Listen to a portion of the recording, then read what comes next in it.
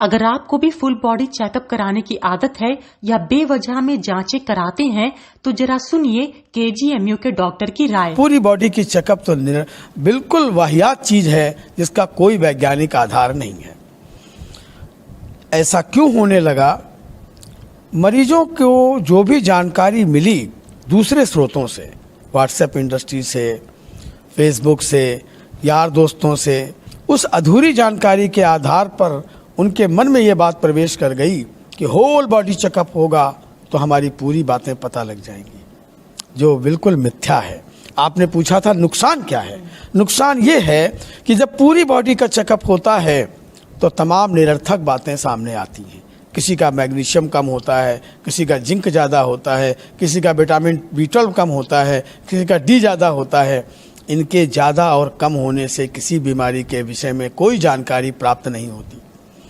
तो बहुधा जो जांचें होती हैं उनमें से 90-95% जांचों का कोई औचित्य नहीं है, वो केवल बिल बढ़ाने के लिए होती हैं।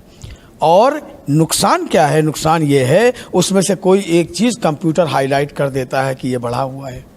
मरीज के मन में वो बात प्रवेश कर जाती है कि हमारा ये बढ़ा हुआ है।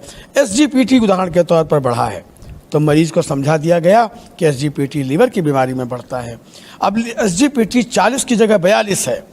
अब मरीज परेशान, मेरा लीवर चला गया, तो लीवर से मेरा लीवर रोगी हो गया है। तो गलत धारणा मन में बनती है और स्वस्थ मस्तिष्क दूषित हो जाता है और बीमारियों का झूठा आवरण मरीज ओढ़ लेता है। ये नुकसान है।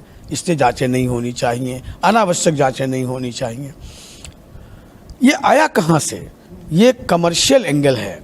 ये कहा गया कि वर्ष में एक बार जांचें जरूर करा लो, लेकिन कौन सी जांचें? कुछ ऐसी जांचें हैं जिनको वर्ष में एक बार होना चाहिए, जैसे कि ब्लड शुगर की जांच, उसे वर्ष में एक बार होना चाहिए। इसी तरह से एग्जामिनेशन में बहुत सी चीज़ें थीं जिनको डॉक्टर देख कर जान जाएगा। जैसे कि उदाहरण के तौर पर किसी का ब्लड प्रेशर बढ़ा हुआ है, उसका होल बॉडी चेकअप दिन में 4 बार कराइए, लेकिन तब तक पता नहीं लगेगा जब तक मरीज को डॉक्टर हाथ ना लगावे। तो फिजिकल एग्जामिनेशन, हिस्ट्री, ये आज के आधुनिक चिकित्सा विज्ञान का केंद्र बिंदु हैं।